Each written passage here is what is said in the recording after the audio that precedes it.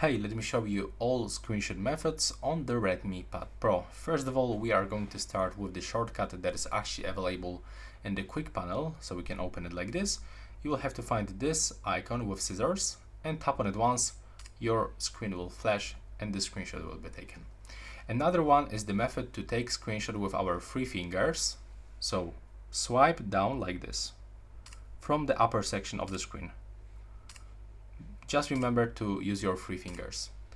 Another method to take the screenshot is to use the power button and the volume down button. So take a look.